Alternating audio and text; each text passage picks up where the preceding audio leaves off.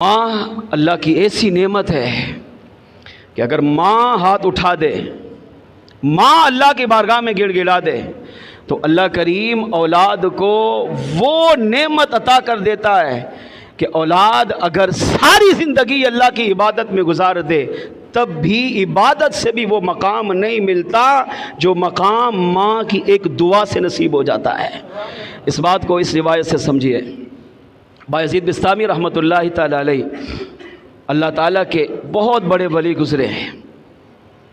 कमाल की सीरत, कमाल की सूरत, कमाल की ज़िंदगी गुजारी है। बहुत बड़े अल्लाह के वली, अपने ज़माने के गौस कुतुब अब्दाल कलंदर। तभी तो आज मिंबर रसूल पर इनका तज़किरा हो रहा है। ज़िंदगी इतनी पाकीज़ा गुजारी है कि गए हुए हज़ारों साल गुजर गए मगर दुनिया आज भी अच्छे अलक़ाब से याद कर रही है। ये दर्स है मुसलमान ज़िंदगी इतनी अच्छी गुजार कर जाए। अपनी माँ की बारगाह में आए, कहा माँ इजाज़त दो, कहाँ जाना है? अर्ज़ किया इल्म दीन हासिल करना चाहता हूँ। अब उस दौर के अंदर ज़ाहिर बात है दूर दराज मदारिस होते थे, महीनों का सफ़र करने के बाद जाकर कोई मदरसा आता था। आज तो बहुत ज़्यादा सहूलत है फिर भी हम इससे फ़ायदा नहीं उठाते। माँ इल्म हासिल करना चाहता हूँ। माँ ने इजाज़त दी, घर से निकले, माँ की दुआएं ली, कदम बोसी की, हाथ चूमा, प्यार किया और दुआएं लेते लेते माँ ने आपको रुखसत किया, सफ़र किया। किसके लिए? इल्म हासिल करने के लिए। अब जहाँ पता चलता कि फ़लाँ मुल्क में एक मदरसा है, फ़लाँ मुल्क में एक मुहद्दिस हैं, फ़लाँ मुल्क में एक बहुत बड़े बुज़ुर्ग हैं, एक अल्लाह वाले हैं, वो कुरान और हदीस पढ़ाते हैं, वहाँ पहुँच जाते हैं। इल्म हासिल किया। कितना साल? 15 साल तक पढ़ते रहे। क्या घर वापस आए? नहीं। 15 साल तक माँ का चेहरा नहीं देखा, घर नहीं लौटे, दीन सीखते रहे, दीन सीखते रहे। जहां पता चलता वहां पहुंचकर दीन सीखते रहे। 15 साल के बाद एक बहुत बड़े आलिम, बहुत बड़े मुफक्किर, बहुत बड़े मुहद्दिस, बहुत बड़ा मकाम हासिल कर लिया है। मगर बायज़ीद बिस्तामी रहमतुल्लाहि ताला अलैह खुद फरमाते हैं इतना इल्म हासिल करने के बावजूद भी मैं अपने आप को खाली समझ रहा था। ये कमाल है। हमारे यहाँ तो थोड़ा सा इल्म आए तो नखरा, तकब्बुर, गुरूर, खुद पसंदी भी बढ़ जाती है। मुझसे बड़ा तो आलिम है ही नहीं कोई, मैं ही सब कुछ हूँ। नहीं, वो लोग जितना इल्म में कमाल में जाते थे आज ही उतनी बढ़ती जाती थी। 15 साल बड़े बड़े मुहद्दिसों के पास जाकर इल्म हासिल किया, बहुत बड़े आलिम बने, अपने ज़माने के सबसे बड़े आलिम थे। मगर कहते हैं फिर भी अपने आप को खाली समझ रहा था। क्यों? फरमाया जिस मकाम तक पहुंचने के लिए घर से निकला था ना, वो मकाम अभी मुझे मिला ही नहीं था। जो रब की मार्फत, रब का प्यार, अल्लाह को जानना और है, अल्लाह को पहचानना और है। आलिम रब के बारे में जानता है।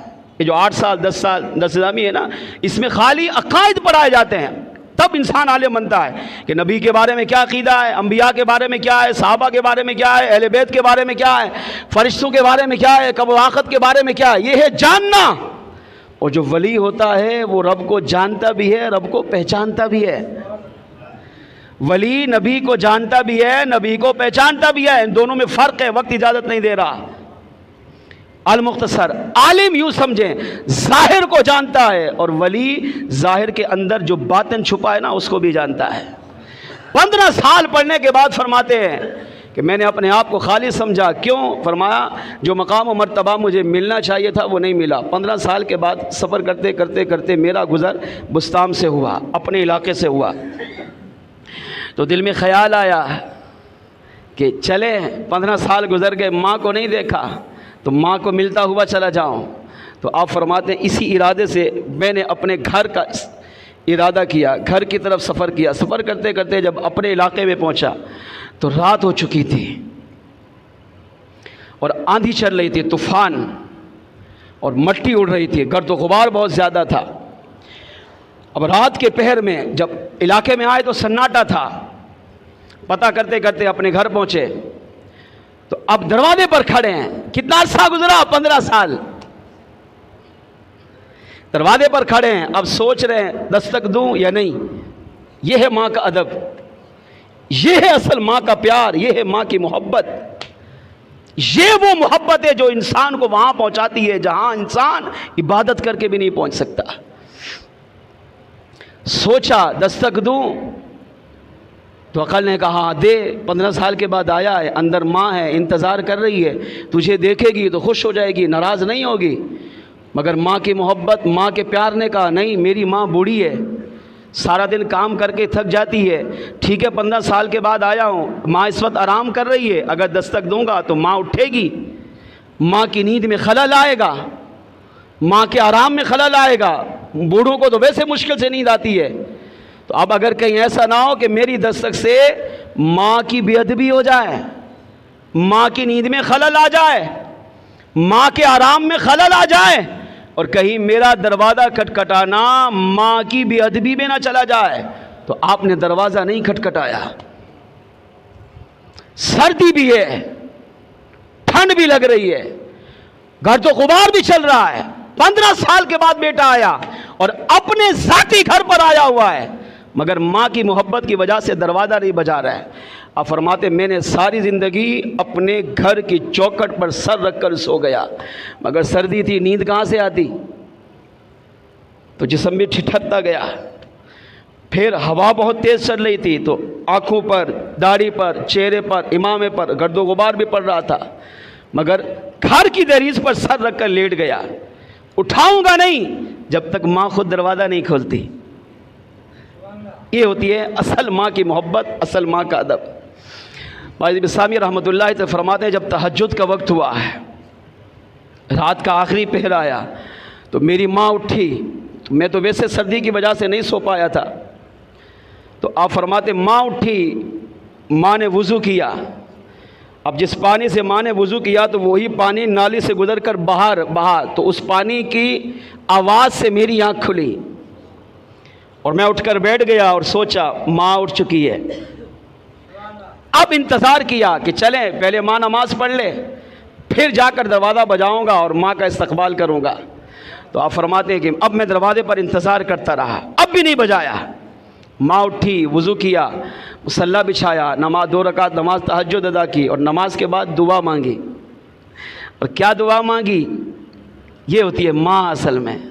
औलाद बस माँ की मोहब्बत, माँ का प्यार, माँ से सच्चा अदब करके देखे, खुदा की कसम अल्लाह उसे औलाद को वो मकाम देता है कि औलाद सोच भी नहीं सकती। अब यहाँ कल कह सकती है कि माँ को कैसे पता, माँ इतनी बड़ी मोहब्बत करती है तो उसको नहीं पता था मेरा बेटा बाहर है, बाहर मेरा बेटा सो रहा है, बाहर मेरा बेटा सर्दी में खड़ा है। बेटा तो बहुत दूर हो तो माँ को पता होता है आज मेरे बेटे के साथ क्या हुआ, यहाँ तो बिल्कुल करीब है, माँ को पता ही नहीं चला। पता था माँ को, मगर माँ भी आजमा रही थी कि देखता हूँ बेटा कितनी मोहब्बत करता है, अदब कितना करता है।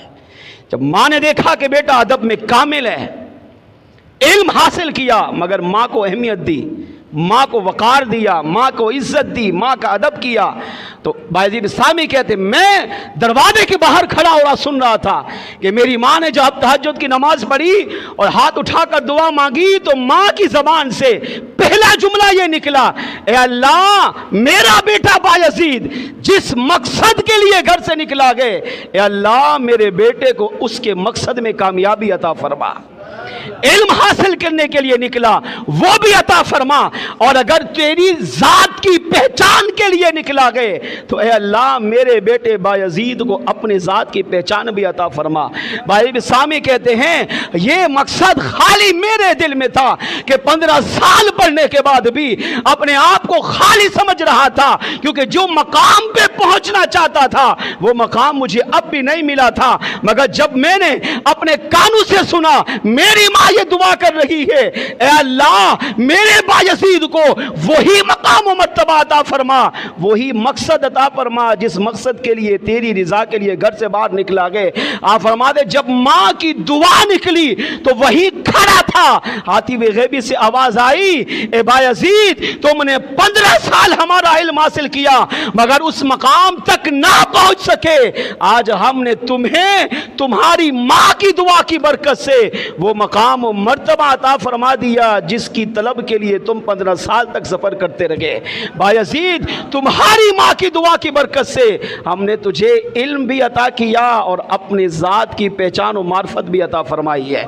बाज़ सामी कहते हैं कि जब ये सुना, हातिब गैबी से ये आवाज़ सुनी तो मैं रो पड़ा और फ़ौरन मेरी माँ ने दरवाज़ा खोला। और जब माँ बूढ़ी हो चुकी थी, आंखों की रोशनी कमज़ोर थी, मगर माँ पर सलाम, दरवाज़ा खोलती फरमा, मेरा बेटा बायज़ीद आप आए हो? मैंने कहा हाँ। माँ के कदमों में गिरा, कदम बोसी की, हाथ चूमे, सीने से लगा, पिशाने पे बोसा दिया। माँ ने बड़ी शफकत की। और आप फरमाते, उस दिन के बाद आप फरमाते हैं, जब लोग आपसे पूछते बायज़ीद अल्लाह ने आपको ये मकाम कैसे दिया, तो आप डंके की चोट पर कहते, फरमा ये मकाम इल्म से नहीं, मुजाहिदे करने से नहीं, रियाज़त इबादत करने से नहीं, अगर अल्लाह करीम ने मुझे कुछ मकाम दिया तो मेरी माँ की दुआ की बरकत से अदा